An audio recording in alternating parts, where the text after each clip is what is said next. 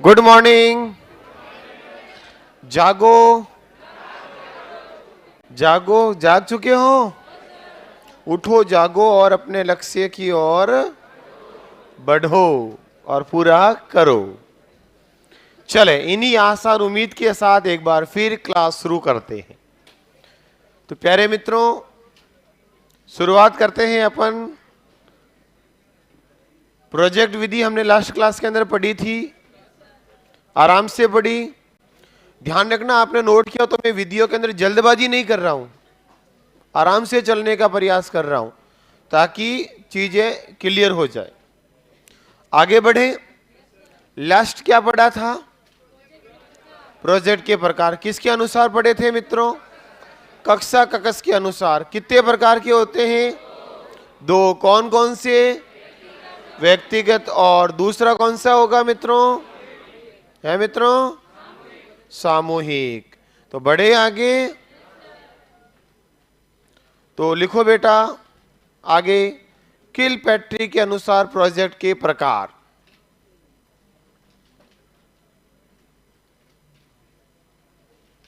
लिखो बेटा, किलपैट्री के अनुसार प्रोजेक्ट के प्रकार।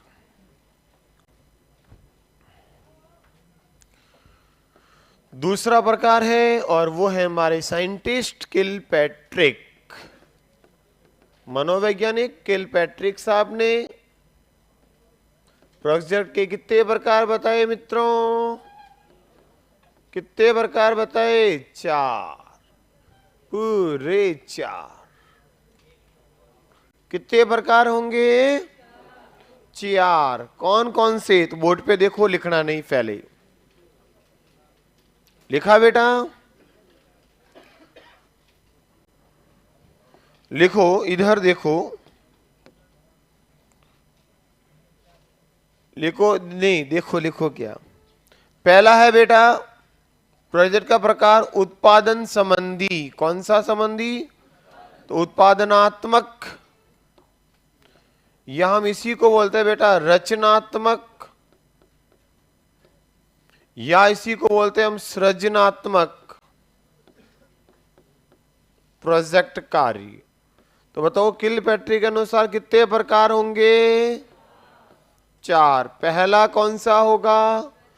उत्पादनात्मक, रचनात्मक या सृजनात्मक। दूसरा है मित्रों अभ्यासात्मक। कौन से मित्रों? अभ्यासात्मक प्रोजेक्ट कार्य। तीसरा जो प्रकार है वो है प्यारे विद्यार्थियों आनंदात्मक। कौन सा मित्रों? आनंदात्मक प्रोजेक्ट कार्य। और चौथा है प्यारे मित्रों समस्यात्मक प्रोजेक्ट कार्य। समस्यात्मक। तो बेटा किलपैट्रिक ने प्रोजेक्ट काम को कितने भागों में बांटा? 4। कौन कौन से? तो आपके सामने लिखे हैं मैंने, ढंग से सुनना। पहला बेटा उत्पादनात्मक या रचनात्मक या सृजनात्मक, यानी कि आप किसी वस्तु का ऐसा प्रोजेक्ट काम दो जिसमें कोई वस्तु का नया उत्पादन हो, प्रोडक्ट बने, नई रचना हो, नया सृजन हो, ऐसे काम को बोला उत्पादनात्मक। जैसे साइंस पढ़ा रहा हूं तो मैं साइंस में बच्चों को दे सकता हूं कि कल सभी बच्चे घर से आते वक्त याद रखना साबुन बनाकर लाएंगे। किसका निर्माण करेंगे बेटा? तो बताओ, साबुन की क्रियाविधि बता सकता हूं, लिखा सकता हूं, पढ़ा सकता हूं और फिर घर से आपको प्रोजेक्ट लाए जा सकते हैं। तो बताओ, साबुन का निर्माण करना नया उत्पादन हुआ कि नहीं हुआ? नई रचना हुई कि नहीं हुई? नया सृजन हुआ कि नहीं हुआ? तो ऐसा विज्ञान में काम जिसके अंदर वस्तु नई उत्पादित हो, वस्तु का नया निर्माण हो, उसको हमेशा कहा जाता है उत्पादन, सृजन, रचनात्मक। हो गया क्लियर? पहला कोई डाउट? दूसरा मित्रों कौन सा है? अभ्यास। ऐसा प्रोजेक्ट जिसमें बच्चे को बार बार क्या करना चाहिए, अभ्यास। जैसे बेटा चार्ट का निर्माण, जैसे बच्चा क्या बना रहा है, चित्र, या क्या बनाए बेटा, मानचित्र। ऐसे काम किसके अंदर दिए, किसने, है मित्रों, ये किसने दिए बेटा, किलपैट्रिक। मेरे अनुसार नहीं है, आपके अनुसार नहीं है, किलपैट्रिक के अनुसार है। तो उनका विभाजन है ये। ऐसे काम जिन्हें करने में आनंद की अनुभूति होती है, आनंद आता है, कलाओं का प्रयोग होता है, उनको कहा जाता है आनंदात्मक प्रोजेक्ट काम। जैसे जैसे बताओ, मैंने कहा जिसमें आनंद आता, बेटे कह रहे हाँ आनंद आता है। अरे बताओ उदाहरण कैसे, जैसे संगीत कार्यक्रम, नृत्य कार्यक्रम। वाग्नी हुआ बेटा, कौन सा कार्यक्रम, संगीत, संगीत कार्यक्रम है ना, प्रोजेक्ट के रूप में हो सकता है बेटा। या कौन सा काम, खेल, या कौन सा काम, नृत्य। इनको कहा जाएगा प्रोजेक्ट के रूप में कौन से बेटा, आनंदात्मक, जिसमें कलाओं का, आनंद का प्रयोग, आनंद आएगा और कलाओं का प्रयोग होगा। और अंत में है समस्यात्मक, ऐसा प्रोजेक्ट काम जिसमें बच्चों के सामने क्या दो, समस्या, और बच्चे क्या करे, हल। जैसे आपसे दे दूं, बताओ मुझे सूर्य ग्रहण कैसे होता है, तो बताओ एक समस्या दी कि नहीं दी बच्चों को। सभी एक चार्ट बनाएंगे, चित्र बनाएंगे और हमें प्रयोग द्वारा सिद्ध करके सामने बताएंगे कि बताओ प्यारे मित्रों कैसे होगा। लिखा मित्रों, नेक्स्ट। सर प्रदर्शन में बच्चा सक्रिय कैसे होगा, एक बात बताओ, जब मैं प्रयोग आपके सामने करूंगा, चांद सितारे लाऊंगा, फिर उसके सामने ग्रह बताऊंगा, ये देखो सूरज, ये देखो चांद, ये बीच में चंद्रमा आया, ये फलाना ग्रह हो गया, तो आप सक्रिय से देखोगे, नींद में देखोगे।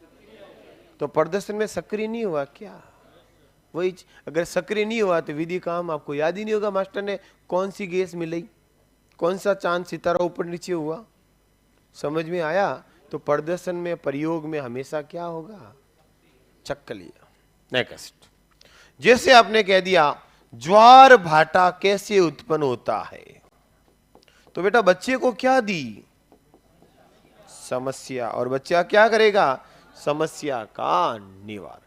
श्वसन क्रिया में श्वास कैसे अंदर जाती है और कैसे बाहर आती है, विसरण से। तो क्या होता है विसरण, बच्चे को हमने समस्या दी, बच्चा अपने स्तर पर हल ढूंढेगा और आपके सामने समस्या का क्या देगा, समाधान।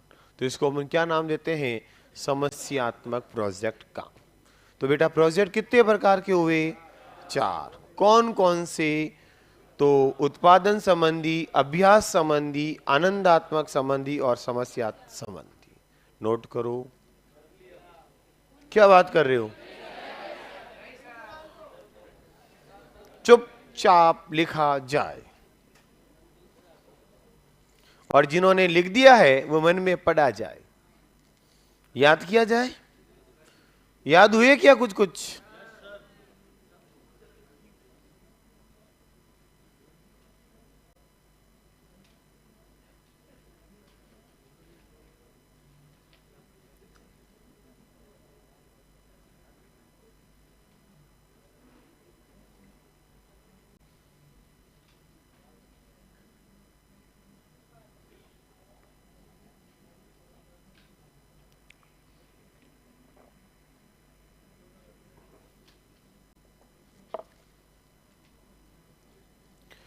लिखा, शुरू किया, वाह धन्यवाद। हुक्म मेरे आका, मत करो बाका।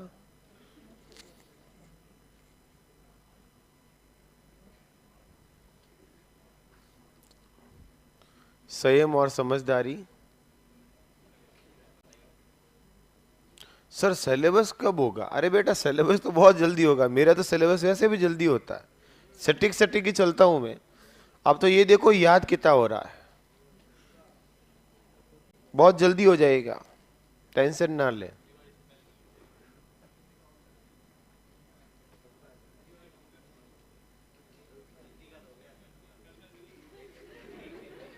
हो गया कल? चलो ठीक है, धन्यवाद। ओके ओके, अब मुझे सिर्फ मेरे काम पे फोकस होने दो। मेरे को क्या करना है, मेरे को सिर्फ मेरे काम से मतलब है। मैं तो ये प्रयास करता हूं कि इस विधि को और अच्छा कैसे किया जाए, कैसे इसको सटीक समझाया जाए। चले क्या सर, किधर? इधर बोर्ड की ओर लिख तो रहे हो ना? थोड़ा थोड़ा याद भी हुआ है ना? थोड़ा थोड़ा तो याद हुआ है ना? तो ये हो गया आपका कौन सा मेथड? प्रोजेक्ट, जो साइंस का एक बहुत महत्वपूर्ण है। इसके बाद हम आगमन निगमन की बात करेंगे, मुख्य गणित में होता है, लेकिन यहां भी थोड़ा परिचय देंगे क्योंकि कई सारे सूत्र विज्ञान में भी निर्मित होते हैं। तो परिचय, विधि, गुण, दोष, ये तो मैं आपको बता दूंगा। बढ़ू आगे बेटा, तो एक लाइन लिखो, फिर मैं आपको एक प्रश्न करूंगा जो रिट एसएसटी के अंदर आया। हाँ, प्रोजेक्ट पहले किसके अनुसार हुए मित्रों? कक्षा कक्ष के अनुसार। दूसरा कौन सा था बेटा? किलपैट्रिक के अनुसार। तीसरा लिखो थॉमस रिस्क के अनुसार प्रोजेक्ट के प्रकार। थॉमस रिस्क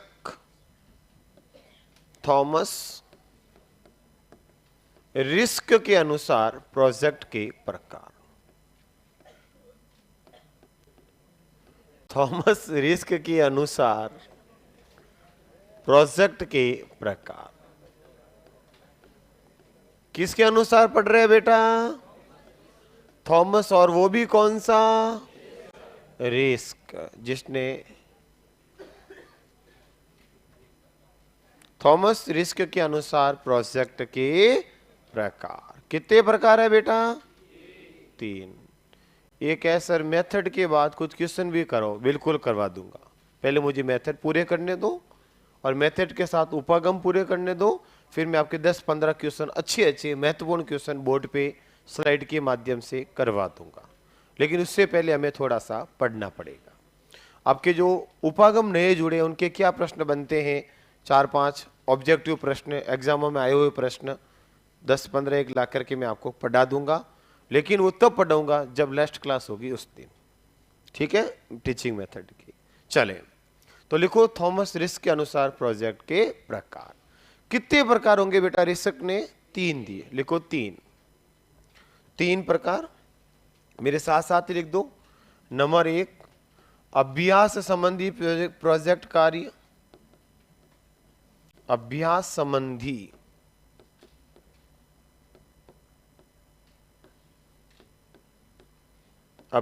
संबंधी प्रोजेक्ट काम। दूसरा लिखो बेटा उत्पादन संबंधी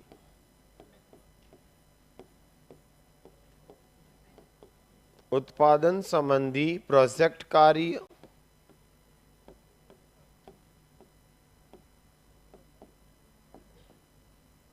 और तीसरा लिखो प्यारे मित्रों बौद्धिक संबंधी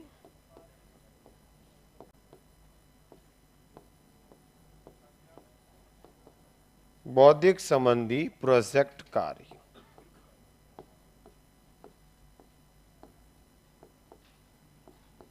ये 3 लिखो।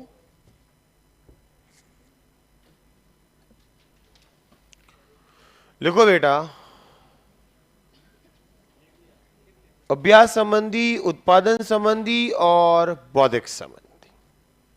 कितने हो गए? 3 प्रोजेक्ट काम।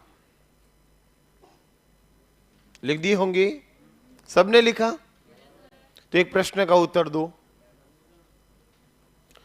लिखो बेटा, ना लिखो क्या, सुनो प्रश्न बोलता हूं। निम्न में से कौन सा प्रोजेक्ट काम थॉमस रिस्क के अनुसार प्रोजेक्ट का प्रकार नहीं है? ऑप्शन उत्पादन संबंधी एक, दूसरा अभ्यास संबंधी, तीसरा आनंद संबंधी, चौथा समस्या से। कोई बोलेगा नहीं, समस्या संबंधी। आराम से सुनो, समझो, और मैं ऑप्शन पूछूं तो बताना। मेरा प्रश्न है, निम्न में से कौन सा प्रोजेक्ट थॉमस रिस्क के अनुसार नहीं है? पहला ऑप्शन है उत्पादन संबंधी, दूसरा है अभ्यास संबंधी, तीसरा है आनंद संबंधी, चौथा है समस्या संबंधी। और थॉमस रिस्क के प्रोजेक्ट आपके सामने लिखे हुए हैं।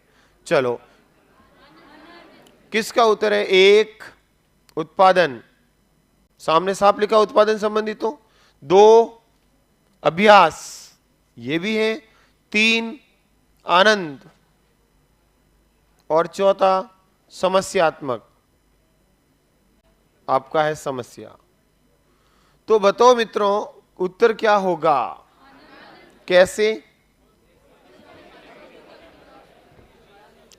अभ्यास है, उत्पादन सीधा सीधा है। बोधि का मतलब क्या हुआ? समस्या। बुद्धि का प्रयोग कब देते हैं? जब समस्या आती है। तो उत्तर क्या होगा बेटा? थॉमस रिस्क आपने आनंद वानंद में रिस्क नहीं ली।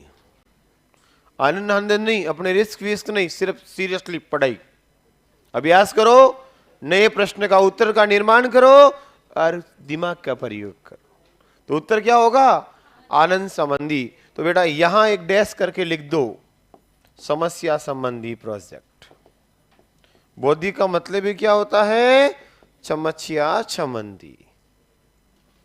ये पूछा हुआ है, तो मैंने कहा पहले नहीं लिखता हूं, पहले प्रश्न के माध्यम से पूछ लूं, ताकि बच्चों के मन में भी एक आ जाएगा कि हमारे जो थॉमस साहब है, रिस्क साहब, वो फालतू में रिस्क नहीं लेते। हाँ, आनंद आनंद में रिस्क नहीं लेते हैं, सीरियस बच्चे हैं और सिर्फ बच्चों को पढ़ाई पे ध्यान दिलाते हैं। जैसे आपकी तरह एकदम सीरियस हो, बिल्कुल इधर उधर ध्यान नहीं देते हो, सिर्फ पढ़ा और चुपचाप अपने निकल गया। सही है ना? अरे हुआ क्या? समझ में आया? और वापस गया। तो यहां मैं पूरी करता हूं एक छोटी सी विधि, जिसका नाम था प्रोजेक्ट विधि। अब नई विधि लिखो, आनंद पूरा खत्म करते हैं। हाँ, अगली विधि लिखो बेटा, छोटी सी प्यारी सी नन्ही सी, जो आप बहुत ज्यादा आपको आती है, और इतनी आती है, इतनी आती है कि बस पूछो मत। कौन सी विधि? और बेटा इसको मेनली किसकी विधि मानते हैं? आगमन, निगमन, विश्लेषण, संश्लेषण को? गणित के। पता ही आप लोगों को अच्छे से, क्योंकि आप लोगों ने पढ़ भी रखी है। गणित आगमन और निगमन पर ही चलता है। तो बेटा यहाँ साइंस में सिर्फ उदाहरण से नियम बनते हैं थोड़े से, तो मैं आपको परिचय तो यहाँ भी देना मुझे बहुत ज्यादा जरूरी है, क्योंकि आपसे ज्ञात अज्ञात ऐसा एक सूत्र पूछ सकते हैं। तो लिखो बेटा, आगमन विधि, इंडक्टिव मेथड। आगमन विधि ये एक ऐसी विधि है जिसके बारे में मैं जितना भी बोलूंगा कम रहेगा, क्योंकि कहीं ज्यादा गुण आपको इसमें आते हैं। अगर किसने रिसर्च किया है तो आगमन और निगमन पर किया आप लोगों ने, क्योंकि शुरू में सबसे ज्यादा इसी को पढ़ते हो, इसलिए मैं आपको सटीक जानकारी दूंगा, क्योंकि आपको बहुत कुछ इसमें आता है।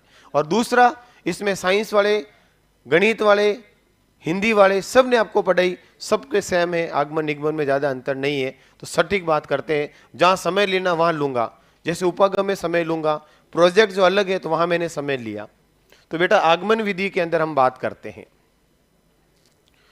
सर पहला सीखने संबंधी, दूसरा समस्या संबंधी और तीसरा प्रोजेक्ट थॉमस रिस्क ने बताया आप एक्सप्लेन करने का कष्ट करावे। क्या कष्ट करावे? अभ्यास संबंधी मतलब समझ के वही अभ्यास, ऐसा चार्ट चित्र मॉडल। उत्पादन जिसमें नया नया उत्पादन हो। और बौद्धिक मतलब जिसमें बच्चे के सामने क्या दो बेटा? समस्या। क्या दे दो? समस्या। तो उसके तीन को इन्होंने उठाया, किन्होंने? थॉमस रिस्क ने। चलो, आगमन विधि, जनक कौन है? बड़ा खतरनाक मामला है, पर फिर भी लिखा दूंगा। लिखो अरस्तु, एरिस्टोटल। लिखो बेटा, जनक एरिस्टोटल, अरस्तु। अरे इसी का ही नाम है। अरस्तु ऑप्शन में नहीं हो तो क्या करोगे? एरिस्टोटल। लिखो बेटा, जनक एरिस्टोटल, या हम बोलते हैं इसको अरस्तु। अरस्तु इसका जनक है। इंग्लिश में तो बोल रहा हूं एरिस्टोटल, TOLLE। इसको यही बोला जाता है। इंग्लिश स्पेलिंग यही है, हिंदी में आप अलग अलग बोलते हो, तो मैंने वास्तविक शब्द लिख दिया, समझे आप? तो एरिस्टोटल, हाँ हाँ सही है, मैंने सोचा स्पेलिंग बिल्कुल सही लिखी।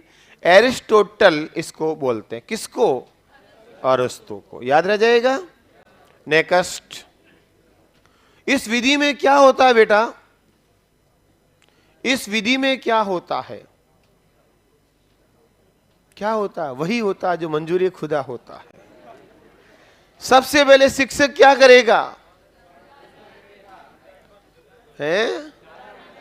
जो उसको याद होगा वही करेगा। सबसे पहले बच्चों के सामने क्या देगा? तो एक काम करूं मैं, आगमन निगमन को साथ पढ़ा दूं, एक तरफ आगमन एक तरफ निगमन, ताकि अंतर भी हो जाएगा, याद भी हो जाएगा, माथा फोड़ी भी नहीं होगी। तो पेज को करो आदान आधा। अच्छा लिख दिया गया, तो उससे क्या फर्क पड़ेगा? चलो ठीक है, फिर आगमन। हाँ कोई बात नहीं, आपने जनक लिखा अरस्तु, इसके नीचे लिख दो इधर आगमन। मैं कब कह रहा हूं इसको काटो, इधर लिखो निगमन। मैं कब कह रहा हूं हटाओ, ये लो।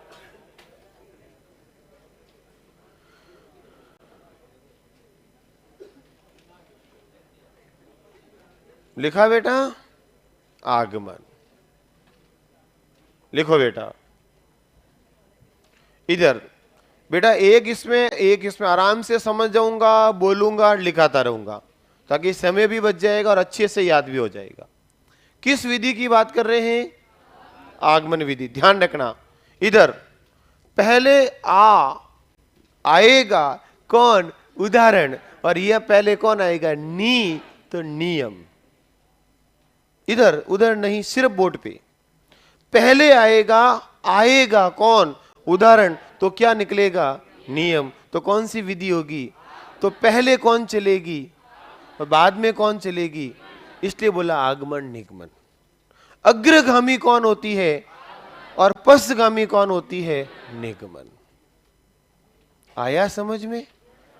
अग्रगामी कौन होती है और पश्चगामी कौन होती है? निगमन। कोई दिक्कत? तो पहले क्या होगा?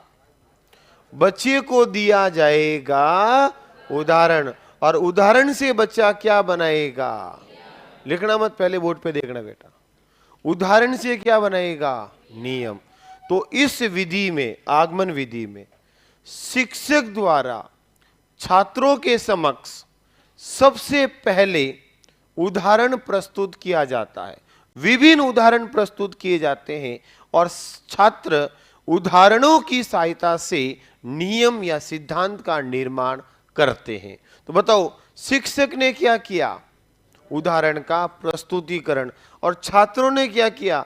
उदाहरण के द्वारा नियम का निर्माण किया। तो बताओ मेरे प्यारे मित्रों, कैसी विधि है? मनोवैज्ञानिक। क्योंकि इसमें कौन काम कर रहा है?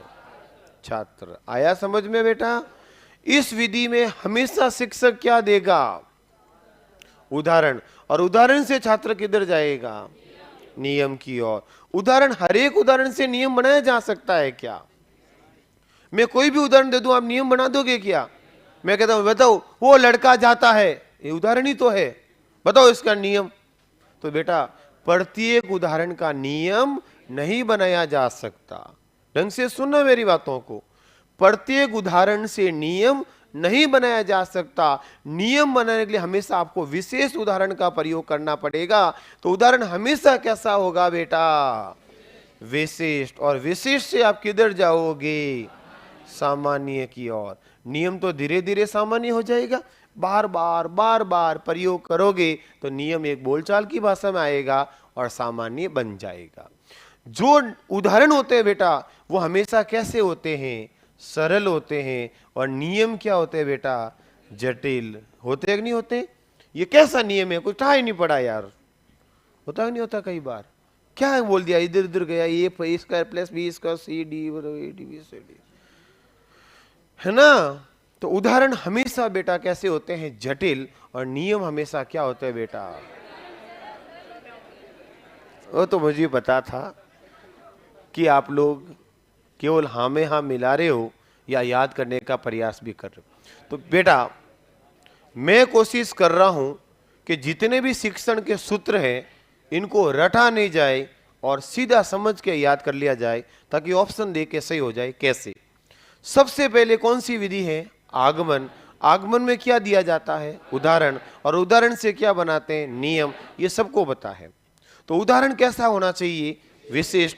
हर एक उदाहरण से नियम नहीं होगा, तो उदाहरण से विशेष से किधर चलेंगे? सामान्य।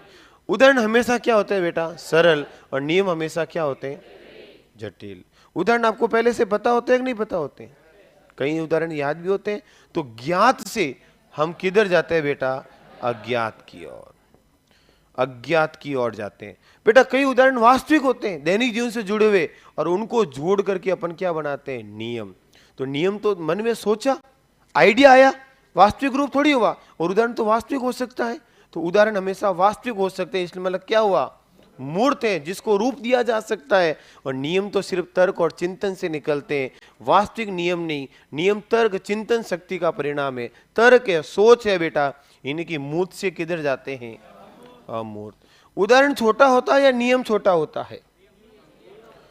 देखो ए के वर्ग का, रुको हुक्म, ए के वर्ग का स्क्वायर प्लस बी के वर्ग का स्क्वायर, दोनों को जोड़ने पर ए प्लस बी का होल स्क्वायर बराबर a square plus 2a plus b, 2a into b plus b square. बेटा इतना लंबा छोड़ी रामायण गई और साथ में लिख दिया a square plus b, a plus b का होल स्क्वायर बराबर a square plus b square plus 2ab। तो बताओ इतना बड़ा उदाहरण इतना सा लिख दिया। यानी कि उदाहरण हमेशा क्या होता है? स्थूल, यानी कि बड़ा। और नियम क्या होता है? सूक्ष्म। बताओ 2 व 2 को जोड़ने पर कितने बनते हैं? इतना बड़ा सेंटेंस। तो उदाहरण हमेशा क्या होते हैं? मोटे। और नियम क्या होते हैं? छोटे।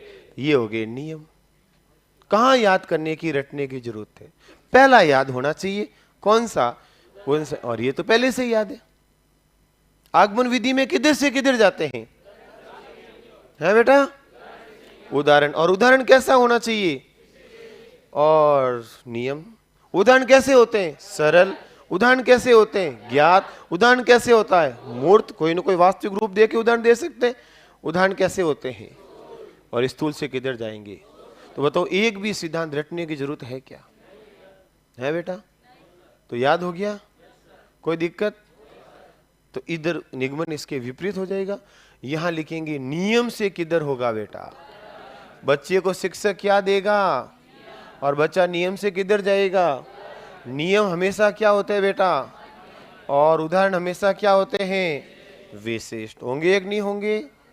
नियम हमेशा क्या होते हैं बेटा? और उदाहरण हमेशा क्या होते हैं? सरल। बताओ बेटा नियम अमूर्त होते हैं, जिससे किधर होगा? मूर्त की ओर। अज्ञात से किधर होगा बेटा? ज्ञात की ओर। और प्यारे मित्रों सूक्ष्म से किधर होगा? स्थूल की ओर। बताओ निगमन विधि का जनक किसको माना जाता है? प्लेटी को। जबकि इसका कौन है? अरस्तु। कोई दिक्कत? इस विधि में क्या होगा? क्या होगा बेटा? सर आपने प्री के अंदर एरिस्टोटल लिखाया था और अरे वो स्पेलिंग सही है, उसमें टी पे वो क्रॉस नहीं किया मैंने, और कुछ नहीं। एरिस्टोटल ही है, उससे कोई फर्क नहीं पड़ेगा। आप कैसे थोड़ी होगा? एरिस्टोटल की सही स्पेलिंग याद कीजिए। नेक्स्ट उदाहरण से किधर होगा? नियम। अब देखो बेटा इसमें नियम कौन बना रहा है? छात्र। तो सक्रिय कौन है? तो बेटा वापस ये कैसी विधि है? छात्र क्रियाशील रहता है, इसमें शिक्षक केंद्रित, यही कह दे बेटा, वो छात्र केंद्रित। और ये कैसी हो गई? बताओ, इसमें नियम कौन बना रहा है और नियम की क्या कर रहा है? खोज कर रहा है। नियम का क्या कर रहा है? निर्माण कर रहा है। इसलिए कहा कि ये किसका मार्ग है बेटा? अनुसंधान का मार्ग है। जबकि इसमें तो शिक्षक नियम क्या करता है? केवल बच्चे को बताता है। इसलिए कैसा मार्ग है बेटा? अनुकरण का मार्ग है। कैसा मार्ग है? अनुकरण का मार्ग। याद करो, इसमें उदाहरण से क्या बनाता है? तो नियम निर्माण की सर्वश्रेष्ठ विधि है। किसकी विधि बेटा? नियम निर्माण की सबसे बेस्ट, सबसे श्रेष्ठ विधि कौन सी है? आगमन। तो बेटा नियम प्रयोग की सर्वश्रेष्ठ विधि है कौन सी? निगमन। किसकी विधि है बेटा? नियम प्रयोग की विधि। इसमें याद रखना बेटा, छात्र करके सीखता है। सीखता कि नहीं सीखता? तो करके सीखना आधारित। और ये बेटा किस पर? रटने की प्रवृत्ति का विकास करती है। यानी कि बच्चे को क्या बढ़ाती? ये स्मृति का विकास करती है, जबकि ये करके सीखना पर आधारित होती है। इसमें छात्र के क्रियाशीलता का सिद्धांत प्रयोग होता है। जैसे इसमें छात्र क्या रहता है बेटा? निष्क्रिय रहता है और केवल प्रयोग करके रटता, याद करता है। तो पाठ्य पुस्तक होती है ना, निगमन पर होती है, सीधे नियम बताते हैं और बच्चा सीधे उनको पढ़ता है। तो ये अंतर हुए किसमें बेटा? आगमन और निगमन। वापस देखो, इस विधि में बच्चे को क्या देंगे और उदाहरण से बच्चा क्या बनाएगा? इसमें क्या दिया जाएगा और नियम से बच्चा क्या बनाएगा?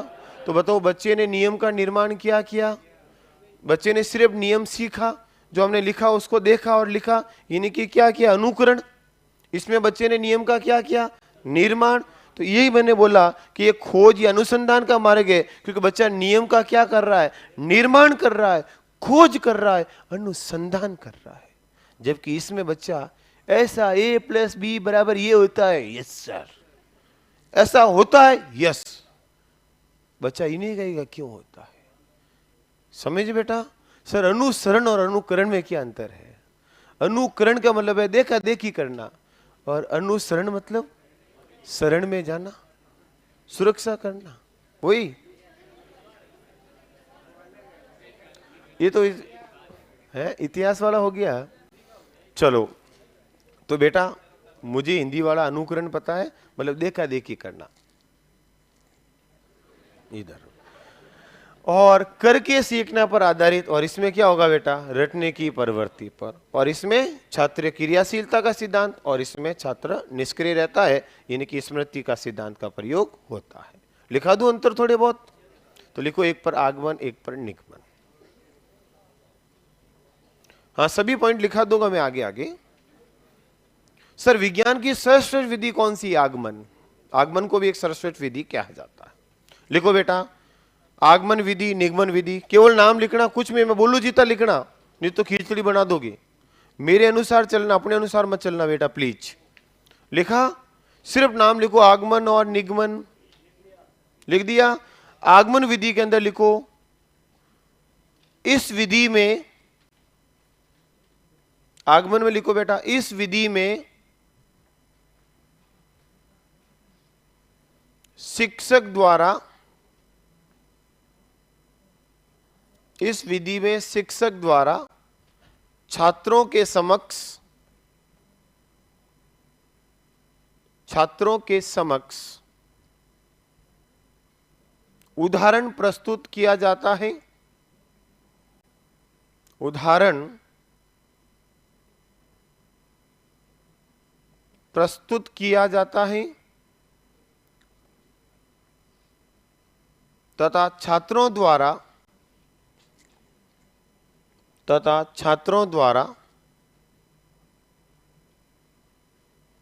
नियम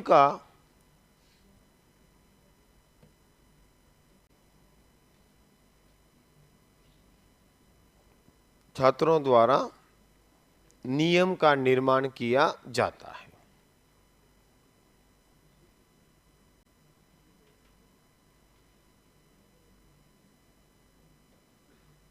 लिख दिया होगा? फिर निगमन में लिखो बेटा, निगमन। निगमन में लिखो, इस विधि में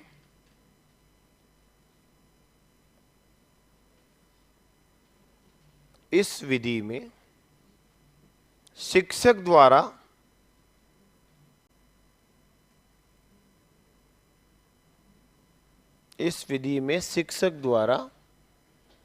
छात्रों के समक्ष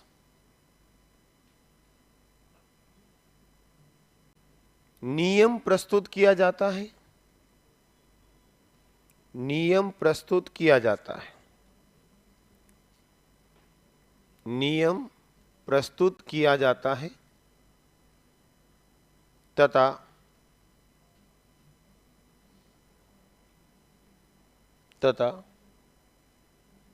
छात्रों द्वारा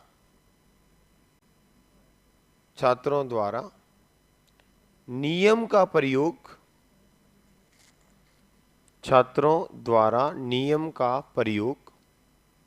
उदाहरण में करके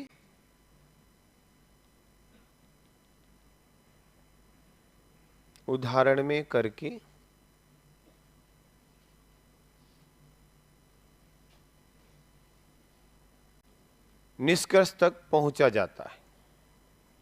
निष्कर्ष या परिणाम तक पहुंचा जाता है।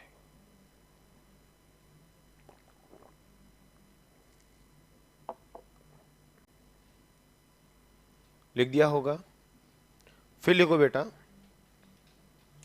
आगमन में लिखो शिक्षण सूत्र और निगमन में लिखो शिक्षण सूत्र, फिर दोनों सीधे सीधे लिख दो। ये तो मैंने याद भी करा दिया आपको। उदाहरण एक याद रखना, बाकी अपने आप हो जाएंगे। लिखो,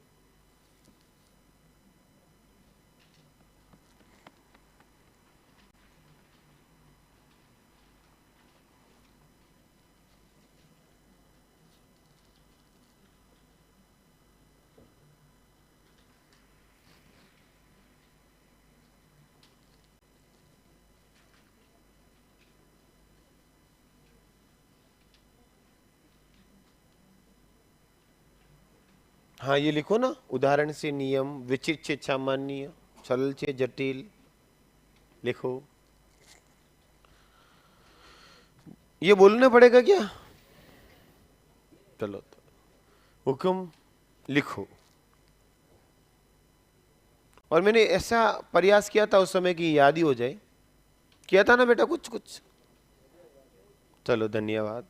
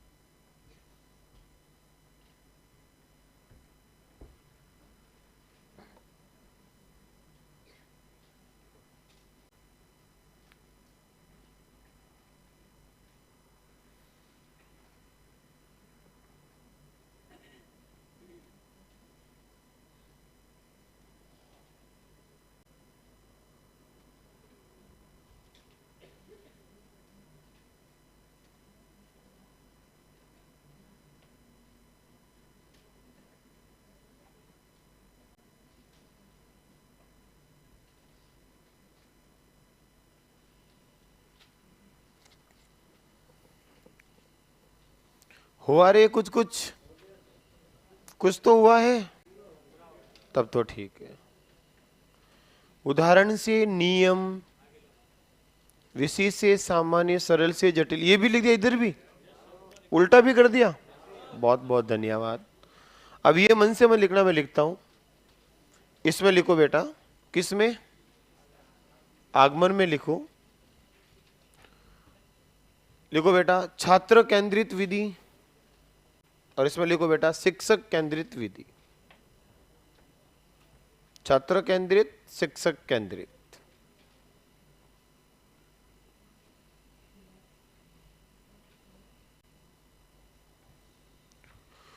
फिर लिखो बेटा अनुसंधान का मार्ग, इधर लिखो बेटा अनुकरण का मार्ग। अनुसंधान का मार्ग,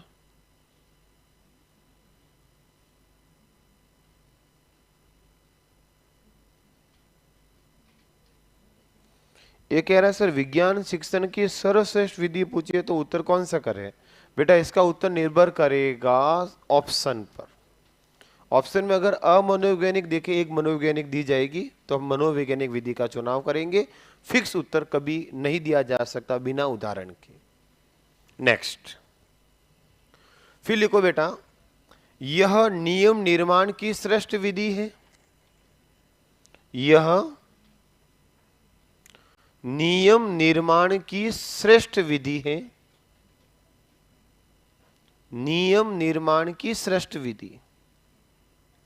और इसमें लिखो बेटा यह नियम प्रयोग की श्रेष्ठ विधि है।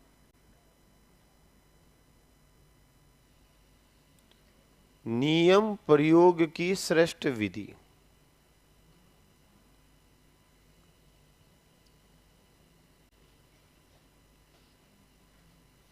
फिर एक लाइन लिखो बेटा यह करके सीखना पर आधारित है। लिखो करके सीखना पर आधारित है। करके सीखना सिद्धांत पर आधारित। और इसमें लिखो बेटा यह स्मृति के सिद्धांत पर आधारित। दोनों में पॉजिटिवनेस ढूंढते हैं। यह करके सीखना पर आधारित, जबकि यह किस पर हो जाएगी? स्मृति के सिद्धांत पर आधारित। विद्यार्थी स्वयं करेगा और इसमें स्मृति के सिद्धांत याद करेगा सीधा उदाहरण को। तो दोनों में पॉजिटिवनेस आई ना, और तुलना भी हो गई। बढ़ो आगे, देखो बेटा क्रियाशीलता के सिद्धांत का प्रयोग। क्रियाशीलता, छात्र क्रियाशील होगा। और इसमें लिखो बेटा रटने की प्रवृत्ति का विकास। क्रियाशीलता वृद्धि, ऐसे लिख दो क्रियाशीलता में वृद्धि। और इसमें लिख दो बेटा रटने की प्रवृत्ति का विकास। तो दोनों का सेम लक्षण हो जाएगा। यहां छात्र क्रियाशील होगा, सक्रियता बढ़ेगी, यहां रटने की प्रवृत्ति बढ़ेगी।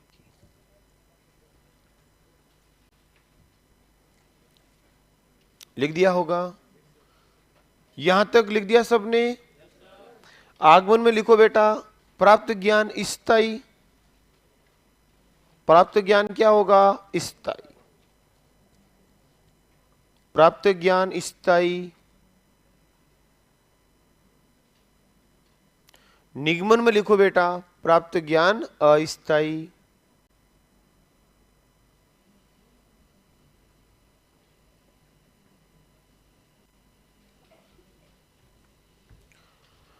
इसमें लिखो बेटा समझने पर जोर दिया जाता। समझने पर जोर दिया जाता।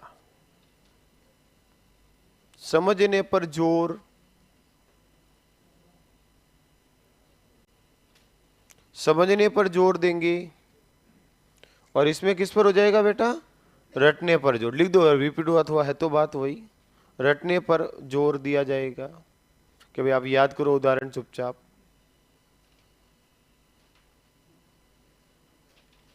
लिखो बेटा प्रतिभाशाली बालक पूर्ण रूप से संतुष्ट। इसमें प्रतिभाशाली बालक के हर उत्तर मिलेगा। आगमन में लिखो प्रतिभाशाली बालक पूर्ण रूप से संतुष्ट।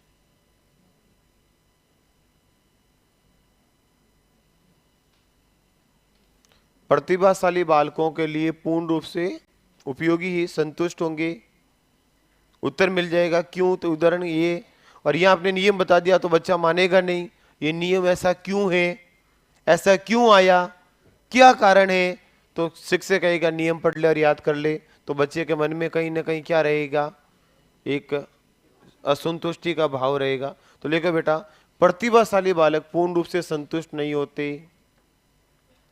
प्रतिभाशाली बालक पूर्ण रूप से संतुष्ट नहीं होते। बताओ बेटा छोटा कक्षा के लिए कौन सी ज्यादा उपयोगी होगी? आगमन, क्योंकि बच्चा करेगा स्थायी ज्ञान होगा। देखो छोटी कक्षाओं में उपयोगी आगमन। छोटी कक्षाओं में उपयोगी।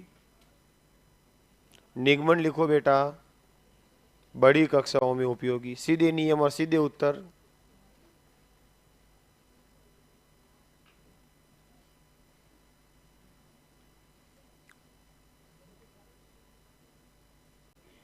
लिखा। नेक्स्ट, बढ़ू आगे। आगमन विधि के अंदर लिखो बेटा,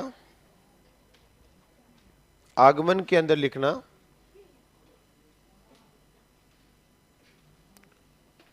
छोटी कक्षा बड़ी कक्षा हो गई, स्थिर ज्ञान हो गया, क्रियाशीलता हो गया, यार मन में थी निकल गया देखो। हाँ वो भी लिख दो, बोली लिख सकते हो। लिखो बेटा इसमें मनोवैज्ञानिक विधि। लिखो बेटा मनोवैज्ञानिक विधि, और इसमें लिखो अमनोवैज्ञानिक विधि। मनोवैज्ञानिक कौन सी है और अमनोवैज्ञानिक कौन सी है? निगमन।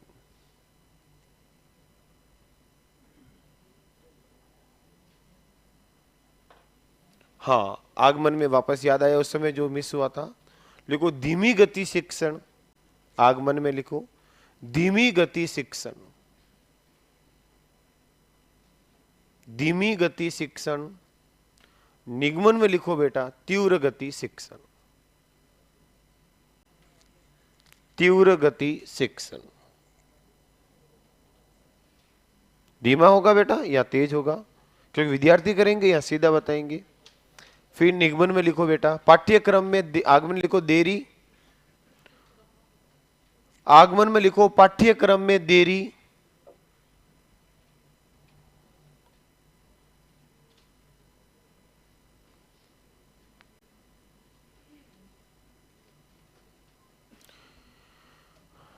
लिखा बेटा। एक जना कह रहा है कि सर छोटी कक्षा में कैसे उपयोगी? देखो छोटी कक्षा में जैसे हिंदी में आप सबसे ज्यादा उपयोगी लेते हो, कैसे? देख अ प्लस अ बराबर क्या बना? आ। देख क के ऊपर आ की मात्रा लगी तो क्या हुआ? का। के सीधे बता दिया का होता है। तो बच्चे को क्या किया? उदाहरण दिया, आम अ प्लस आ, ऐसे। तो छोटी कक्षाओं के लिए ज्यादा उपयोगी रहती है। अच्छा लिखा बेटा आगे। नेक्स्ट। हाँ और बोलूं? लिखो आगमन के अंदर चरण सोपान। भाई बाकी सब कुछ हमने लिख ही दिया, मेन चीजें। निगमन में लिखो ना पाठ्यक्रम जल्दी शीघ्र। भाई आगमन में क्या लिखा? पाठ्यक्रम देरी। निगमन में लिखो पाठ्यक्रम समय पर। बस लिखा क्या? आगमन में चरण लिखो बेटा। आगमन में क्या लिखोगे? चरण सोपान। बताओ क्या होगा सबसे पहले? लिखो बेटा उदाहरण प्रस्तुतिकरण।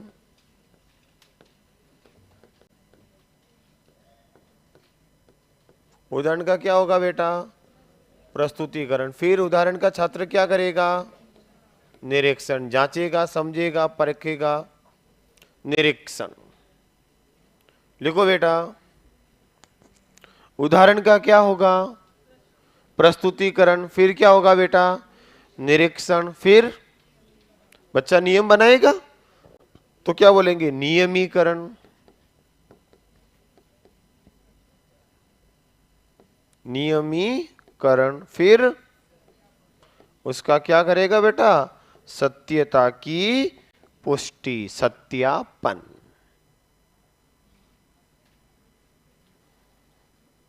लिखो बेटा। सर आगमन और प्रोजेक्ट में कौन सी विधि बेस्ट है? बेटा दोनों ही बेस्ट है, क्योंकि दोनों ही मनोवैज्ञानिक है। मैंने क्या बोला? मनोवैज्ञानिक सभी बेस्ट मानी जाएगी, कभी इसको अपन चुनाव करने में समर्थ पूर्ण रूप से नहीं होंगे। नेक्स्ट। हाँ इसमें चरण लिखो बेटा। बताओ निगमन के चरण। सबसे पहले क्या होगा? नियम का क्या होगा बेटा? लिखो बेटा नियम का प्रस्तुतिकरण। नियम का क्या किया जाएगा? कौन करेगा? शिक्षक। लिखो बेटा नियम का प्रस्तुतिकरण। हाँ अच्छा वापस आ गया? नहीं मैंने चेंज किया था ना रे, तभी मैंने कहा मैं तो उधर देखा ही नहीं, कहाँ बोर्ड चेंज करूं, बोर्ड हटाऊं क्या? अच्छा सबसे पहले क्या किया जाएगा बच्चों के समक्ष? नियम देंगे। अब क्या करेगा बच्चा? अरे प्रस्तुतकरण के बाद क्या होगा? नियम की जानकारी लेगा। लिखो बेटा, नियम का परीक्षण करेगा, जांच, नियम का परीक्षण। परीक्षण मतलब समझ गए ना, निरीक्षण भी कह दो, परीक्षण कह दो, जांच कह दो, परख कह दो, जानकारी कह दो। बताओ उसके बाद क्या होगा? उदाहरण में उपयोग, प्रयोग करेगा उदाहरण के अंदर, और फिर उसका क्या होगा बेटा? निष्कर्ष, रिजल्ट निकलेगा। वही सत्यापन, निष्कर्ष कह दो, सत्यापन कह दो, प्रतिपुष्टि कह दो। अब अलग अलग शिक्षक इसके अलग अलग शब्दों का उपयोग करते हैं, चरण वही होते हैं। तो ये हो गई प्यारे मित्रों आपकी बहुत ही सटीक, सीधी सीधी आगमन और निगमन। साथ साथ हो गई, सीधी सीधी हो गई, और गुण दोष सब साथ साथ लिख दिए, और याद आपको भी हो गई।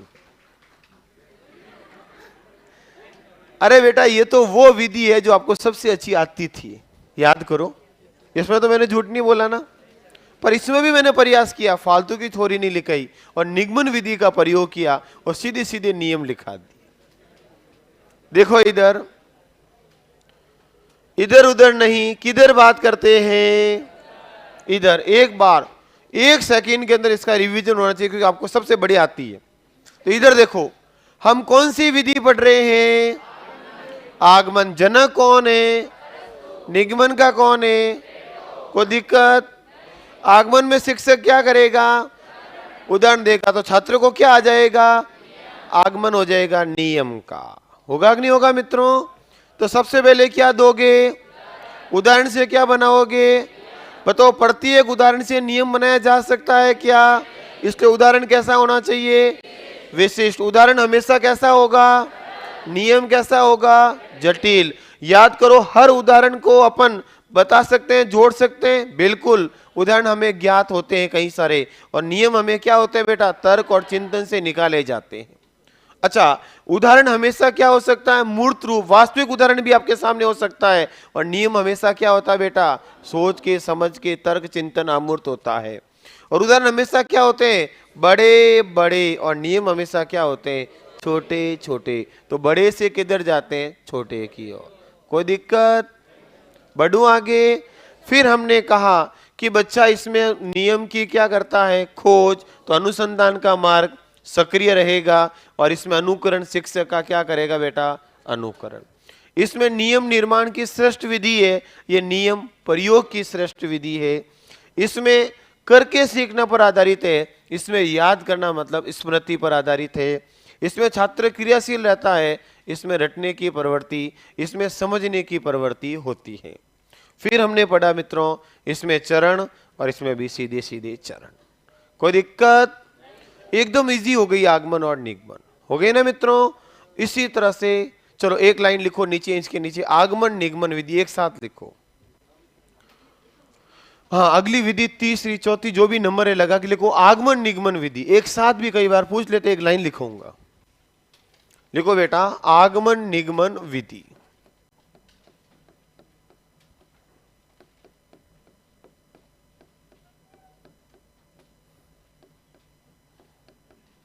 कौन सी विधि बेटा?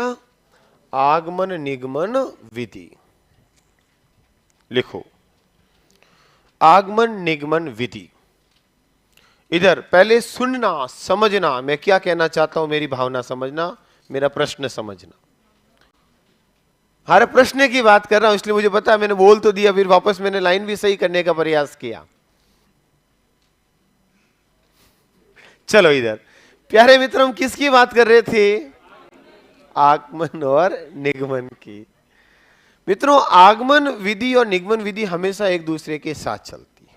पूरक भी कह सकते हैं अपन, और एक दूसरे की विपरीत भी कह सकते हैं, लेकिन ये कहेंगे बेटा प्रयोग के आधार पर।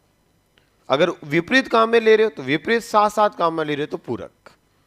जैसे सबसे पहले, जैसे प्यारे मित्रों, सबसे पहले शिक्षक द्वारा विद्यार्थियों के समक्ष विभिन्न उदाहरण प्रस्तुत किए जाते हैं और छात्र उदाहरण द्वारा नियम का निर्माण करेंगे और नियम निर्माण के पश्चात उन उदाहरण को, उन नियमों को, नियम का निर्माण करने के पश्चात उन नियमों को विभिन्न उदाहरण में रख करके उसके सत्यता की पुष्टि करेंगे। तो पहले होगा उदाहरण से नियम, फिर होगा नियम में उदाहरण और उदाहरण की पुष्टि होगी, तो इसको नाम दिया आगमन निगमन।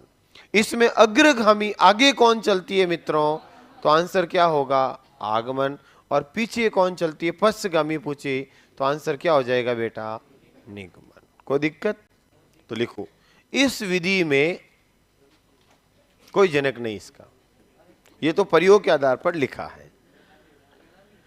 लिखो इस विधि में सबसे पहले शिक्षक द्वारा, इस विधि में सबसे पहले शिक्षक द्वारा छात्रों के समक्ष उदाहरण प्रस्तुत किया जाता है। छात्रों के समक्ष उदाहरण प्रस्तुत किया जाता है तथा छात्रों द्वारा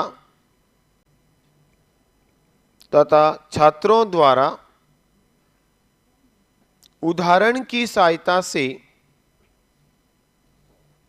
छात्रों द्वारा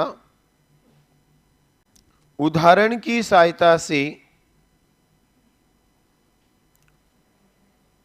उदाहरण की सहायता से नियम या सिद्धांत का,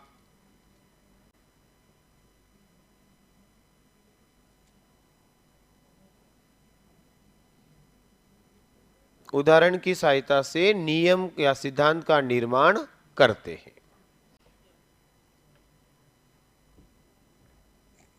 लिखा बेटा, नियम का सिद्धांत का निर्माण करते हैं।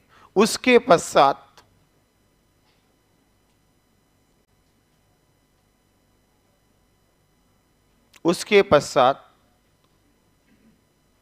छात्रों द्वारा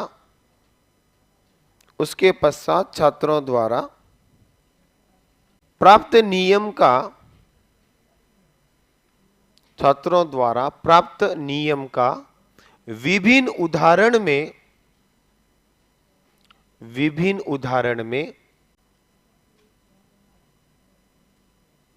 प्रयोग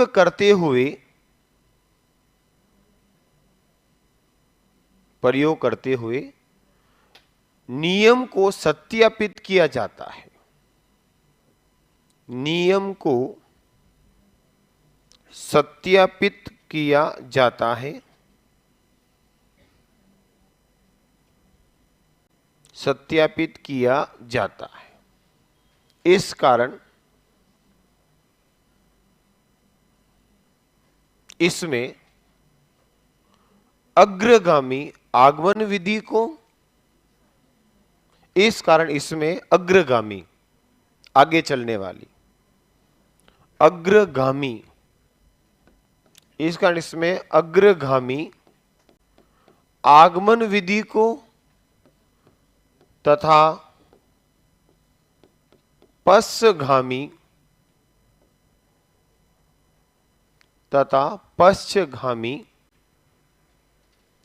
निगमन विधि को माना जाता है,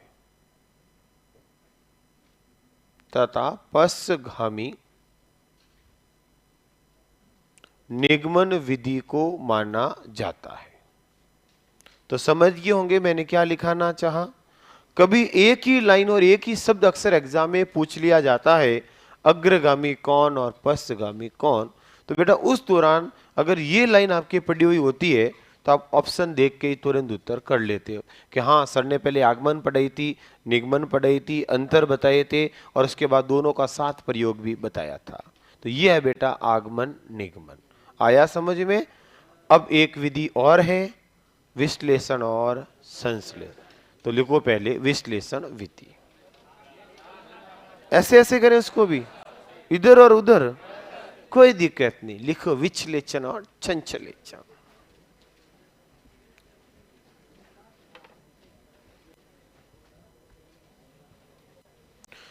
एक विधि, ये विधि वापस भी आएगी बेटा आपके आगे, ध्यान रखना। लेकिन आप बोले हिंदी पढ़ना, बोले सामाजिक पढ़ना, बोले गणित पढ़ना, आपके मैंने पूरे पॉइंट लिखा दिए हैं, काम सब जगह आ जाएगी आपकी। और एक तरह से आपके नोट्स भी तैयार हो गए, शॉर्ट सेलेक्टिव और मुख्य मुख्य बिंदु हो गए ना थोड़े थोड़े। और कुछ आप खुद भी पढ़ते हो, आप भी तो पढ़ते हो, खाते हैं पीते और सोख जाते हैं, पढ़ जाते हैं। चलो, मैं आपकी पूरी भावना समझता हूं, मुझे पता है आपको घर जाके समय कम मिल रहा है इन दिनों रिवीजन का, इसीलिए तो याद करने का प्रयास कर रहा हूं क्लास में। याद हुई नहीं क्या? प्रोजेक्ट हो गई, आगमन हो गई, निगमन हो गई। अब थोड़ी सी छिनिक सी बात कर लेते हैं विश्लेषण और संश्लेषण की। पहले कौन आएगी? याद रखना, यही क्रम पूछ लेते हैं, पूरी विधि पढ़ के जाते हैं और प्रश्न आ जाए पहले कौन आएगी, अग्रगामी कौन है, कोई भरोसा नहीं है। इसलिए याद रखना, विष अपनी इच्छा पूरी होनी चाहिए, विष पूरी होनी चाहिए।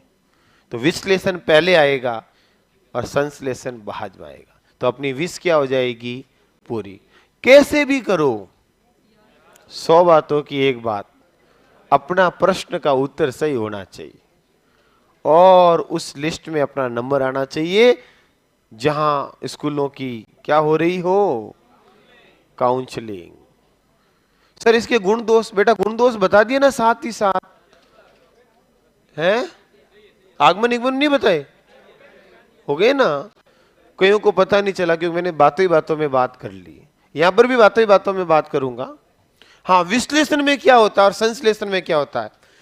विश्लेषण विधि में शिक्षक द्वारा छात्रों के समक्ष विषय वस्तु से संबंधित, किससे संबंधित बेटा? विषय वस्तु से संबंधित समस्या को समग्र रूप में प्रस्तुत किया जाता है। किस रूप में बेटा? समग्र रूप। इधर देखो, मैं बोल के लिखाऊंगा फिर आराम से, जैसे आगमन निगमन में लिखाया। याद रखना बेटा, विषय वस्तु को समग्र का मतलब है एक रूप में एक साथ प्रस्तुत किया जाता है और छात्रों द्वारा विषय वस्तु को छोटे छोटे खंडों में विभाजित करके समस्या का समाधान निष्कर्ष तक पहुंचा जाता है। इस विधि को कहते हैं विश्लेषण विधि। और इस विधि में शिक्षक छात्रों को जो विषय वस्तु देगा बेटा, वो विषय वस्तु को तार्किक रूप से, तार्किक मतलब समझ के, सोच कर, समझ कर छोटे छोटे खंडों में विभाजित करेगा और छोटे छोटे खंडों में विभाजित करके फिर क्या करेगा बेटा? प्रस्तुत करेगा। तो ये दोनों में अंतर है। इस विधि में छात्र खुद खंडों में विभाजित करता है और छात्र खुद समस्या का समाधान करता है, इसलिए इसको कहा जाता है मनोवैज्ञानिक विधि। कैसी विधि कहा बेटा? क्योंकि समस्या का समाधान कौन कर रहा है? बालक। और बालक खुद समस्या समाधान करके क्या कर रहा है बेटा? रिजल्ट निकाल रहा है। तो सक्रिय कौन हुआ? क्रियाशील कौन हुआ? अच्छा बताओ, बालक ने खुद ने रिजल्ट निकाला या शिक्षक ने रिजल्ट दिया? तो बालक को रिजल्ट पता था क्या? तो रिजल्ट का उसने क्या किया? पता। तो अच्छे से वेरी इंपॉर्टेंट याद रखना, यह शिक्षण में अज्ञात से किधर जाती है? क्यों बेटा? क्योंकि बच्चे को समस्या एक साथ दी जाएगी, बच्चा उसको तर्क करके, विखंडित करके, विश्लेषण करके, एनालिसिस करके समस्या का क्या करता है, समाधान, यानी कि ज्ञात अज्ञात से किधर जाती है, ज्ञात शिक्षण सूत्र का प्रयोग होता है। इसमें शिक्षक बच्चे को सीधी समस्या उत्तर बना बनाया दे देता है, विद्यार्थी सिर्फ खंडों को क्या करता है, जोड़ता है, यानी कि उसको ज्ञात से किधर चला जाता है, अज्ञात, यानी कि छोटे छोटे पॉइंट दे दिए जो उसको पता था, जैसे ही जोड़े तो एक नया परिणाम मिल गया। तो क्या मिला बेटा, ज्ञात दी, समस्या दी, और ज्ञात से जैसे उन्होंने खंडों में विभाजित तो खंड उसको ज्ञात कराए, याद कराए, जोड़ा तो नया उत्तर मिला। तो ज्ञात से किधर गया, अज्ञात। ये दोनों बिंदु कंफ्यूज मत होना, मैं फिर कहता हूं यही बच्चों को कंफ्यूजन रहता है। ठीक है बेटा, यहां समस्या कौन निकाला, तो छात्रों को उत्तर पता था क्या, तो अज्ञात से किधर गया, ज्ञात। यहां समस्या बनी बनाई दी, ज्ञात 4 पॉइंट दे दिए, जोड़ा तो एक नया पॉइंट मिला, मतलब ज्ञात से ही अज्ञात की ओर चला गया। इसमें छात्र सक्रिय है, छात्र क्रियाशील है, इसमें छात्र निष्क्रिय। इसमें करके सीखना, इसमें वही स्मृति का सिद्धांत, सीधा क्या करना बेटा, याद करना। लिखा दो पॉइंट सीधे सीधे, चलो लिखो इधर और उधर, विश्लेषण और संश्लेषण। लिखो विश्लेषण संश्लेषण। सर इनके जनक नहीं बेटा, इनके कोई जनक ध्यान नहीं देना, विवादित है। मैं फिर कहता हूं, जनक मैं उस पे लिखूंगा जो सटीक, साफ और स्पष्ट और कभी गलत नहीं हो, नहीं तो मैं लिखा के भी 9 की 13 नहीं कर सकता। ले कष्ट लिखो बेटा। इसलिए और याद रखना, 5 क्वेश्चनों में जनक के बजाय गुण, दोष और विधि पर ज्यादा फोकस करना। रीट के अंदर देख लो पिछले में कहां जनक आई, सीधे आए, और जो भी आया वो स्पष्ट आया, विवादित बिल्कुल नहीं था। इस बात का विशेष ध्यान रखना। नेक्स्ट लिखो बेटा, विश्लेषण विधि में लिखो।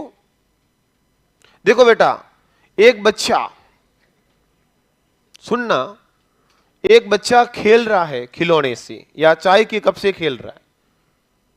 सोचना, एक बच्चा चाय के कप से क्या कर रहा है, खेल रहा है। खेलते खेलते अचानक कप उसके हाथ से गिर गया, क्या हुआ उसका, विखंडन। विखंडन हुआ। अब उसके सामने वो कप कैसा है, बिखरा हुआ। अब उस कप को वो क्या करेगा, वापस जोड़ने का प्रयास करता, नहीं तो मम्मी मारेगी। होता नहीं होता है, तो वो खंडों में विभाजित वापस जोड़ के उसको पूर्ण आकार देने का प्रयास कर रहा है। तो बताओ, जैसे बच्चे के सामने कप के टुकड़े पड़े हो मान लो, ठीक है, और उसको उसने जोड़ा, तो जोड़ने से कप वापस बना कि नहीं बना, तो ये खंडों से जोड़ा, ये हुआ संश्लेषण। जैसे पजल्स आते हैं, तो पजल्स में पीछे नंबर लिखे हुए होते हैं और कहते हैं इसको जोड़ो तो आपको क्या मिलेगी, एक नई जानकारी। तो बताओ, आपको 1 2 3 4 नंबर ज्ञात होते कि नहीं होते, तो हो गए ज्ञात। और ज्ञात नंबरों को जैसे ही बच्चे ने जमाया, तो इस साइड एक मकान का फोटो आ गया, एक व्यक्ति का चित्र बन गया। तो ज्ञात से ही उसने किसका उपयोग किया, अज्ञात। तो यह है बेटा संश्लेषण। आजकल बच्चों के गेम आते हैं, आपने देखा होगा, और अगर उसको काउंटिंग नहीं आती है तो 1 2 3 को नहीं जमा पाया तो अज्ञात, नई चीज नहीं मिलेगी उसको। तो ज्ञात से उपयोग करके किसका प्रयोग किया, अज्ञात। बच्चों को देते हैं छोटे छोटे खंड, टुकड़े, खिलौने छोटी कक्षाओं के अंदर, और जोड़ के देख कि ये क्या बन गया, हुआ कि नहीं हुआ बेटा। तो ज्ञात से किधर गया, अज्ञात। लिखो, तो लिखो बेटा, विश्लेषण में बोलूं, अभी कुछ नहीं बोला ना मैंने। अच्छा, एक उदाहरण दिमाग में आ गया था मेरे खड़े खड़े, तो 2 आगे थे, एक पजल वाला आ गया था मैंने कि सर अज्ञात से कैसे, मतलब ज्ञात से कैसे अज्ञात का नया प्रयोग, खंडों में विभाजित करके, वो गेम मेरे दिमाग में आ गया।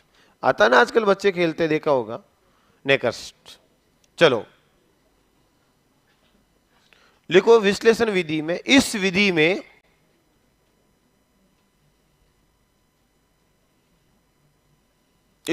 में शिक्षक द्वारा, इस विधि में शिक्षक द्वारा छात्रों के समक्ष विषय वस्तु को छात्रों के समक्ष विषय वस्तु को समग्र रूप में प्रस्तुत किया जाता है। समग्र रूप में प्रस्तुत किया जाता है। समग्र रूप में प्रस्तुत किया जाता है। फिर लिखो बेटा संश्लेषण में इस विधि में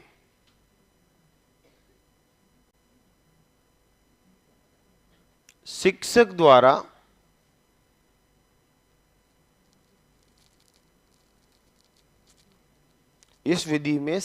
द्वारा छात्रों के समक्ष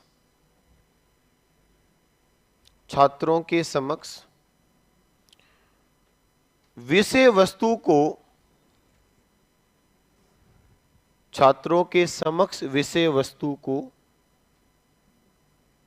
तार्किक रूप से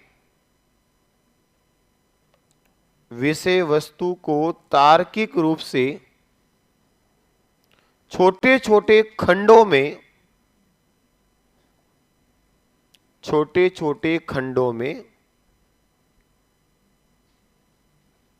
विभाजित करके प्रस्तुत किया जाता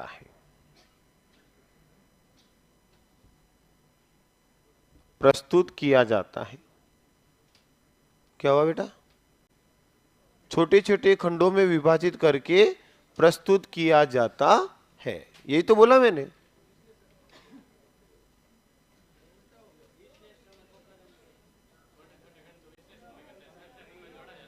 हुक्म, मैंने एकदम सही बोला। अब मैं आपको बताता हूं क्या। बस मैं समझ गया आपकी समस्या की जड़। इधर देखो, मैंने जो अभी पहली लाइन लिखाई है वो प्रस्तुतिकरण की लिखाई है। देखो इधर अच्छे से पढ़ो कि शिक्षक द्वारा समग्र रूप से प्रस्तुत किया जाता है, शिक्षक द्वारा खंडों में विभाजित कर प्रस्तुत किया जाता है। कोई दिक्कत नहीं, एकदम सही। दूसरा बिंदु लिखो। मैंने सोचा दिमाग तो सही चलाया, फिर इंसानी दिमाग है भाई। नेक्स्ट, हाँ इधर विश्लेषण में लिखो बेटा, इसमें छात्र प्रस्तुत समस्या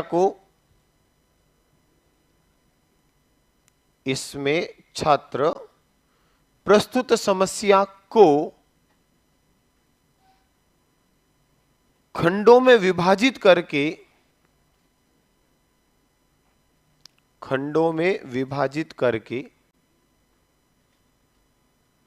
समस्या का हल करता है। आ गया आपका प्रश्न का उत्तर? ये लो, मुझे समझ में आना चाहिए कि कहना क्या चाहते हो। इधर लिखो संश्लेषण में लिखो बेटा, इसमें खंडों में विभाजित समस्या को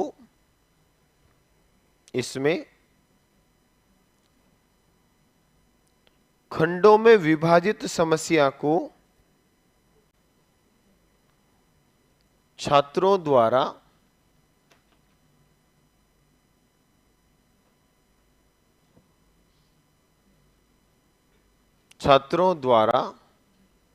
समस्या का हल किया जाता है।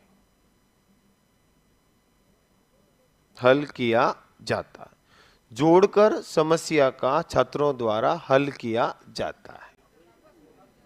बोल दूंगा, सुनना, लिखना मत, ताकि आपको पकड़ में आ जाएगा कि कहां अटके हो। इसमें लिखना नहीं, मैं बोल रहा हूं, कोई मत लिखना बेटा। किसमें? संश्लेषण में खंडों में विभाजित समस्या को छात्रों द्वारा जोड़कर समस्या का हल प्रस्तुत किया जाता है। ये बोला मैंने, छात्रों द्वारा समस्या को जोड़कर हल प्रस्तुत किया जाता। जोड़कर नहीं बोला यूं, अब जोड़ दो ना, तो समस्या को जोड़ेंगे, संश्लेषण करेंगे और हल। वापस सुनो, इधर उधर नहीं, किधर? इधर देखो। इधर हम कौन सी विधि की बात कर रहे हैं और दूसरी कौन सी विधि की बात कर रहे हैं? इधर देखना बेटा, थोड़ा बहुत कंफ्यूजन दूर करने का प्रयास करता हूं। सबसे पहले इस विश्लेषण में कौन होगा और समस्या को कैसे देगा? समग्र रूप, यानी कि एक रूप में, यही है बेटा। और फिर इसमें छात्र क्या करेगा? खंडों में विभाजन। ये मैंने बोला। देखो शॉर्ट में बोलता हूं, इससे शॉर्ट और नहीं हो सकता। समस्या कौन देगा, किस रूप में देगा, और समस्या का हल कौन करेगा, कैसे करेगा? खंडों में विभाजित। क्लियर पहला बिंदु। इधर समस्या कौन देगा, कैसी देगा? खंडों में विभक्त। समस्या का हल कौन करेगा, कैसे करेगा? समस्या के खंडों को जोड़कर। ये दोनों लाइनें मैंने लिखाई। अब बताओ कहां दिक्कत आई? क्लियर मेरे भाई और भाई? चलो इधर आई। ध्यान रखना प्यारे मित्रों, विश्लेषण और संश्लेषण, कोई भी कंफ्यूजन थोड़ा बहुत भी नहीं होना चाहिए। समस्या कैसी आएगी? एक साथ, तभी तो क्या करेंगे? खंडों में विभाजन। वापस सुनना, समस्या कौन देगा, कैसी देगा? समग्र का मतलब एक रूप में देगा। यहां समस्या का हल कौन करेगा, कैसे करेगा? समस्या को विभाजित करके। यहां समस्या कौन देगा, कैसे देगा? टुकड़ों में विभाजित हुई समस्या। और समस्या को जोड़ेगा कौन और कैसे? जोड़कर। तो हो गया ना बेटा, तोड़कर और जोड़कर। संश्लेषण मतलब जोड़ना, विखंडन मतलब तोड़ना। तो लिखो बेटा, विश्लेषण लिखो, इसे खंडित विधि भी कहते हैं। कौन सी विधि? खंडित विधि। लिखो बेटा, इसे खंडित विधि कहते हैं और इसको अखंडित विधि कहते हैं। खंडित विधि कहते हैं और अखंडित विधि कहते हैं।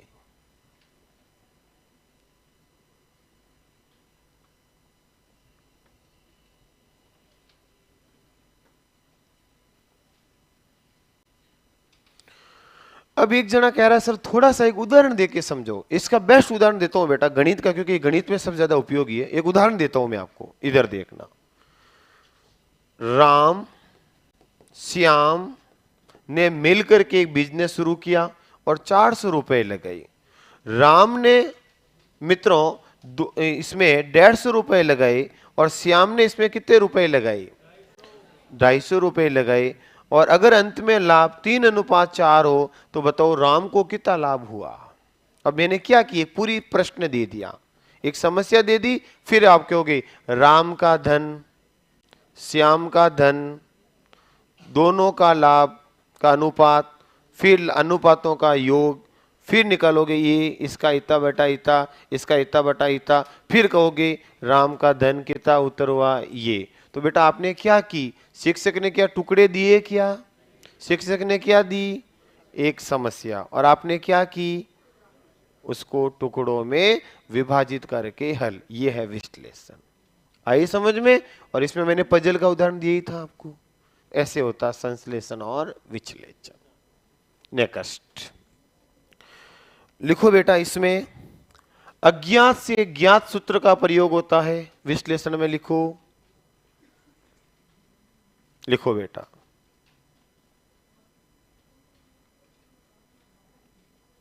इसमें अज्ञात से ज्ञात सूत्र का प्रयोग होता है।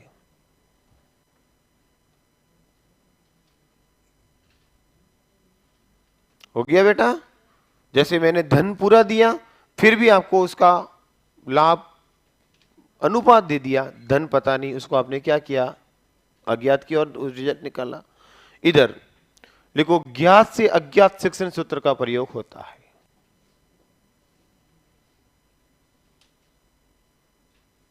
नेक्स्ट लिख दिया दोनों सूत्र। संश्लेषण में लिखो बेटा, इसे बिखेरना विधि भी कहते हैं। तोड़ना, बिखेरना। हाँ, वापस ढंग से सुनना। पहले किसकी बात करेंगे? और विश्लेषण में क्या करते हो? लिखो बेटा, इसमें बिखेरना विधि भी कहते हैं। बिखेरना, तोड़ना, जो बिखेरना विधि। और इसमें बिखरी वस्तु को क्या किया हमने? समेटी। समेटना विधि भी कहते हैं। अरे भाई, एक समेटी विधि थी, उसकी इधर उधर फेंका, इधर फेंकी हुई को लाए। बिखेरना विधि और समेटना विधि। अब मित्रों, जितने भी सूत्र जिसमें पहले अज्ञात आता है वो सब इसके उधर हो जाएगी। अब इसके अनुसार सभी शिक्षण सूत्र हो जाएंगे। एक लिख दिया मैंने, बाकी सब इसके अनुसार हो जाएंगे। समझ गए ना? निगमन वाले सब यहां आ जाएंगे, आगमन वाले यहां आ जाएंगे। हो गए ना सब? तो एक लिख दिया बहुत है, बाकी सब पेज भरना रहेगा, बाकी एक से पकड़ लेंगे। हाँ, नेक्स्ट बढ़ो आगे। नेक्स्ट लिखो बेटा, विश्लेषण विधि के अंदर इसमें छात्र, लिखो, इसमें छात्र स्वयं करके सीखता है। इसमें छात्र स्वयं निकल गया, कर वह दोनों मिक्स हो गए। इसमें छात्र स्वयं करके सीखता है, अतः मनोवैज्ञानिक विधि। और ये कैसी विधि होगी बेटा? लिखो बेटा, इसमें छात्र केवल समस्या को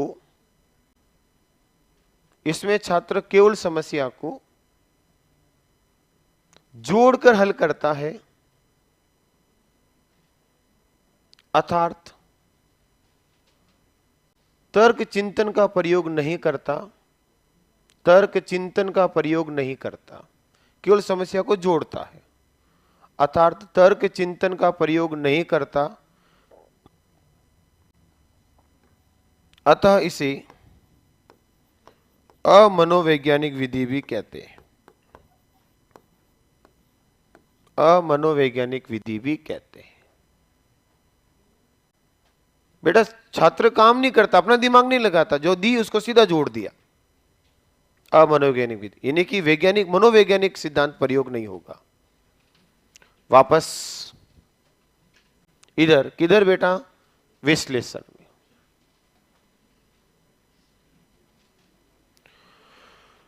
लिखो बेटा, किसमें लिखना है? विश्लेषण लिखो, प्राप्त ज्ञान स्थायी। प्राप्त ज्ञान स्थायी। इधर लिखो बेटा, प्राप्त ज्ञान अस्थायी।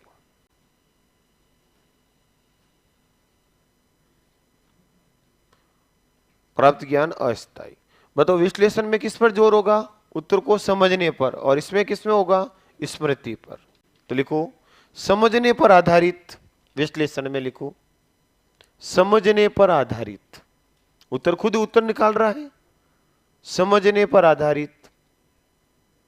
और इसमें लिखो बेटा, स्मृति पर आधारित, पूर्व याद पर। स्मृति पर आधारित। स्मृति पर आधारित होगी कौन? संश्लेषण। अच्छा, विश्लेषण में बेटा बच्चा से उत्तर कर रहा है, और कोई काम बच्चा करे तो समय पे हो सकता है?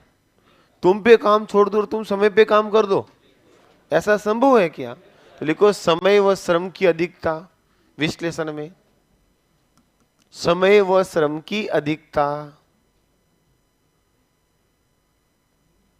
समय व श्रम की अधिकता। और इसमें लिखो बेटा, संश्लेषण लिखो, समय व श्रम की कमी, बचत। हाँ, ऐसे लिखो, अच्छा शब्द है। समय व श्रम की क्या होगी बेटा? बचत। फिर लिखो बेटा, उधर चरण लिख देते हैं इनके। चरण लिखा दूं? चलो एक लाइन लिख दो, फिर छोड़ो। लिखो प्रोफेसर यंग के अनुसार, विश्लेषण में लिखना, प्रोफेसर यंग के अनुसार, विश्लेषण में, प्रोफेसर यंग के अनुसार, प्रोफेसर यंग के अनुसार विश्लेषण विधि में, विश्लेषण विधि में घास में से तिनका,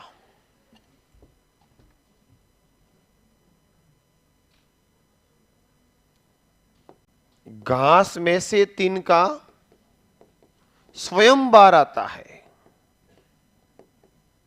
स्वयं बाहर आता है। अंडरलाइन करना बेटा, इंपॉर्टेंट है ये कथन, स्वयं बाहर आता है, मतलब उत्तर खुद बच्चा निकाल देता है, बच्चा समझ जाता है, स्वयं बाहर आ जाता है। और इसमें लिखो बेटा, संश्लेषण में प्रोफेसर यंग के अनुसार घास में से तिनका बाहर निकाला जाता है, घास में से तिनका बाहर निकाला जाता है। समझे इस लाइन से कि बेटा इसमें बच्चा समझता है तो उसके आंसर खुद अपने आप निकल जाते हैं, इसमें बच्चा रट लेता है तो बच्चे को वापस एक एक चीज निकालनी, याद करानी पड़ती। चलो इससे आगे पढ़ते हैं, कल पता ही नहीं चला यार आज।